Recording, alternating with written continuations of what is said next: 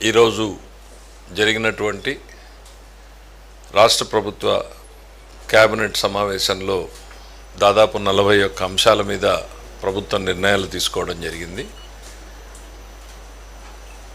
వాటిలో శాఖల వారీగా మనం చూసుకున్నప్పుడు ముందుగా హోంశాఖకు సంబంధించి దాదాపు 23 సంవత్సరాలుగా పదోన్నతి అనేటువంటిది లేకుండా కానిస్టేబుల్గా రిక్రూట్ అయిపోయి కానిస్టేబుల్గానే ఉండిపోయినటువంటి దాదాపు 385 మంది కానిస్టేబుళ్ళకి హెడ్ కానిస్టేబుల్ పోస్ట్గా అప్గ్రేడ్ చేస్తూ ఇవాళ నిర్ణయం తీసుకోవడం జరిగింది.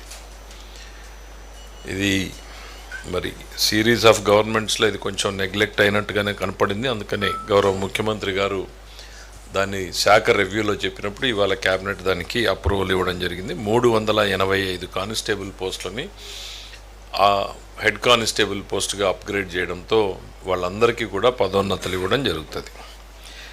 న్యాయశాఖకు సంబంధించి 2 నిర్ణయాలు తీసుకోవడం జరిగింది. గౌరవ సుప్రీంకోర్టు ఆదేశాల మేరకు కొన్ని పోస్టుల్ని క్రియేట్ చేయమని చెప్పి సుప్రీంకోర్టు ఆదేశాలు ఇవ్వడం జరిగింది. దాని ప్రకారం దాదాపు రాష్ట్రంలోని న్యాయ విభాగాల్లో మొత్తం 21 పోస్టుల్ని క్రియేట్ చేయడం జరిగింది.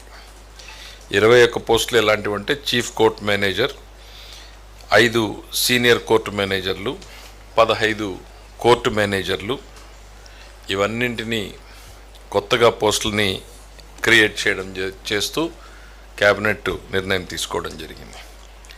దాంతోపాటు న్యూఢిల్లీలో ఏపీ భవన్లో మనకి అడ్వకేట్ ఆన్ రికార్డ్ కార్యాలయంలో ఆఫీస్ మేనేజర్ పోస్ట్ అనేటువంటిది ఒకటి కొత్తగా క్రియేట్ చేయడం జరిగింది. ఇక పంచాయతీరాజ్ గ్రామీణాభివృద్ధి శాఖకు సంబంధించి ఒక 20 పోస్టులు అన్యూటిలైజ్డ్గా ఉన్నటువంటి 20 పోస్టులని సప్రెస్ చేస్తూ నూతనంగా అవసరం ఉన్న చోట, ప్రధానంగా రీసెర్చ్ సంస్థల్లో అవసరం ఉన్న చోట 20 కొత్త పోస్టులని క్రియేట్ చేస్తూ నిర్ణయం తీసుకోవడం జరిగింది. దాని డీటెయిల్స్ కూడా మీకు ఇవ్వడం జరుగుతుంది. దెన్ ఇండస్ట్రీస్ అండ్ ఇన్ఫ్రాస్ట్రక్చర్కి సంబంధించి రామాయపట్నం పోర్టుకు సంబంధించి ఈపీసీ విధానంలో మనం గ్రీన్ఫీల్డ్ పోర్టు నిర్మాణం చేస్తున్నప్పుడు గతంలో ఇచ్చినటువంటి శాంక్షన్ల అమౌంట్లోనే విత్ ఇన్ ది లిమిట్ కొన్ని అదనంగా ఇవ్వాల్సినటువంటి పరిస్థితులు వచ్చినాయి. ఎందుకు అనంటే ఎన్విరాన్మెంటల్ ఇంపాక్ట్ అసెస్మెంట్ చేసినప్పుడు వారు కొన్ని సూచించారు. మనం ఎక్కడైతే డ్రెడ్జింగ్ చేస్తున్నామో, డ్రెడ్జింగ్ చేసిన మట్టిని ఇసుకని వేయాలనుకుంటున్నామో అక్కడికి కాకుండా అదనంగా ఇంకా కొద్దిగా దూరంగా వేయాలి. ఇక్కడ 20 మీటర్లే లోతుంది సముద్రం, అక్కడికి వెళ్తే 30 మీటర్ల వరకు ఉంటుంది. సో భవిష్యత్తులో అది తిరిగి వచ్చే అవకాశం ఉండదు అని సూచించడం మూలన ఆ ఎక్స్ట్రా డిస్టెన్స్ పోవడం జరుగుతుంది. అట్లనే అక్కడ ఉన్నటువంటి సాయిల్ క్వాలిటీ కూడా డిఫరెన్స్. ఈ 2 కారణాల చేత దాదాపు అదనంగా 354 కోట్ల రూపాయల అదనపు భారం పడుతూ ఉంది. దానికి కూడా అనుమతిస్తూ తీసుకోవడం జరిగింది. అయితే టోటల్ ప్రాజెక్ట్ కాస్ట్లో మాత్రం మార్పు లేదు, అందులోనే ఈ అమౌంట్ అడ్జస్ట్ అవ్వడం జరుగుతూ ఉంది. మీకు డీటెయిల్ నోట్స్ ఇస్తాం. 354 కోట్ల 23,81,192 అంత డీటెయిల్ ఇస్తాం. ఇక అగ్రికల్చర్ అండ్ కోఆపరేషన్కి సంబంధించి మార్క్ఫెడ్ ఎన్డీసీసీ నుంచి 1800 కోట్లు ఫ్రెష్ వర్కింగ్ క్యాపిటల్ లోన్ తీసుకోవడం కోసం, గవర్నమెంట్ గ్యారంటీ కోసం ఇవాళ క్యాబినెట్ అప్రూవల్ ఇవ్వడం జరిగింది. ఆర్ఎండ్బికి సంబంధించి కీలకమైనటువంటిది కేంద్రంలో మనకు ఉన్నటువంటి ఏపీ భవన్గా ఇప్పటిదాకా మనం పరిగణ తీసుకోబడుతున్న దగ్గర 11.53 ఎకరాలు. మీ అందరికీ తెలుసు, మనకి ఆంధ్రప్రదేశ్ ఉమ్మడి ఆంధ్రప్రదేశ్ నుంచి వచ్చిన భూమిని మనము పంచుకున్నప్పుడు మనకి ఈ 11.53 ఎకర్స్ రావడం జరిగింది.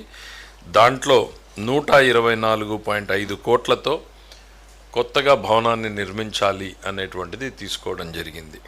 దాన్ని నేషనల్ బిల్డింగ్ కన్స్ట్రక్షన్ కార్పొరేషన్కి అందివ్వాలని చెప్పేసి అనుమతి ఇవ్వడం జరిగింది. ఇది కేంద్ర ప్రభుత్వ సంస్థ. ఎన్బిసిసికి ఇవ్వాలి అనేటువంటిది బ్రాడ్గా. ఎట్లా ఏంటి డిజైన్స్ అవన్నీ కూడా ఎన్బిసిసితో ప్రాథమికంగా ఎస్టిమేట్లు మనేసింది 124.5 crores. సో ముఖ్యమంత్రి గారు చాలా డీటెయిల్డ్గా చెప్పారు. ఆంధ్రప్రదేశ్ కల్చర్ రిఫ్లెక్ట్ అయ్యేటట్టు భవనం డిజైన్లు ఉండాలి, ఆంధ్రప్రదేశ్ అవసరాలకు ఉపయోగపడేటట్టుగా ఉండాలి, at the same time all modern facilities, conferences ఉండాలి, మెయింటెనెన్స్ ఖర్చులు తగ్గేటట్టుగా కూడా, లేకపోతే ఏ రకంగా దాన్ని కొంత ఇతరుల వినియోగం, కొంత ప్రభుత్వంకి భారం తగ్గించే రకంగా డిజైన్ చేయొచ్చు కూడా చూడమని చెప్పి ముఖ్యమంత్రి గారు సలహా ఇవ్వడం జరిగింది.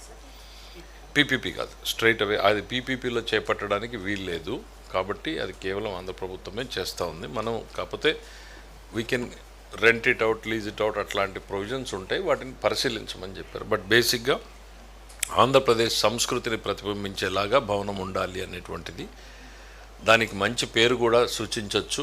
మీరు కూడా పౌరులుగా ఆంధ్రప్రదేశ్ భవనానికి ఊరికే సింపుల్గా ఏపీ భవన్ అనేటువంటి పేరుతో కాకోకుండా, కొంతమంది స్వర్ణాంధ్ర భవన్ అన్నారు, ఇంకా ఏదైనా బెటర్ నేమ్స్ ఉంటే కూడా సజెస్ట్ చేయండి. ఆంధ్రప్రదేశ్ కల్చర్ రిఫ్లెక్ట్ అవ్వాలి, లేకపోతే ఆత్మగౌరవం రిఫ్లెక్ట్ అవ్వాలి, మన ఆ రకమైనటువంటి పేర్లు సజెస్ట్ చేయమని చెప్పి కూడా కోరడం జరిగింది. ఇక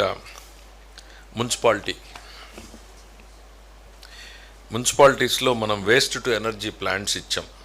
అంటే అక్కడ ఉత్పన్నమవుతున్నటువంటి చెత్త నుంచి ఎనర్జీ తయారు చేసుకునేటువంటి ఆల్రెడీ మనం అక్కడ ఉన్నటువంటి ల్యాండ్ ఆ ప్లాంట్ పెట్టడానికి వాళ్ళకి అన్ని పర్మిషన్స్ ఇవ్వడం జరిగింది. అయితే ఇవాళ ఆ రిజిస్ట్రేషన్ ఛార్జెస్ ఒక 2% ఏవైతే ఉన్నాయో ఆ ఎగ్జంప్షన్ ఇవ్వడం జరిగింది. దానివల్ల 25 కోట్ల రూపాయల విలువైన ప్రాజెక్టుల మీద మనం ఆ 2% ట్యాక్స్ని ఎగ్జంప్షన్ ఇవ్వడం జరుగుతూ ఉంది వేస్ట్ టు ఎనర్జీ ప్రాజెక్టులకు సంబంధించి. రెండవది, మున్సిపాలిటీస్లోనే రకరకాల లోకల్ బాడీస్కి సంబంధించి కొన్ని దగ్గర షాపింగ్ కాంప్లెక్స్లు ఉన్నాయి, కమర్షియల్ కాంప్లెక్స్లు, షాపింగ్ కాంప్లెక్స్లు, దానికి యూనిఫామ్ రేటు లేకుండా ఉంది, ఒక్కో దగ్గర ఒక్కో రకంగా ఉంది. దాన్ని మొత్తం ఒక యూనిఫామ్ రేట్కి టర్మ్స్ అండ్ కాంట్రాక్ట్, ఒక రేట్ అని కాదు, యూనిఫామ్ టర్మ్స్. ఇప్పుడు ఏంటంటే కొన్ని దగ్గరలో 3 సంవత్సరాలకి లీజ్ ఎన్హాన్స్ చేసేలాగుంది, కొన్ని దగ్గరలో 1 సంవత్సరానికి ఉంది, కొన్ని దగ్గరలో 2 సంవత్సరాలకు ఉంది. అట్లా కాకుండా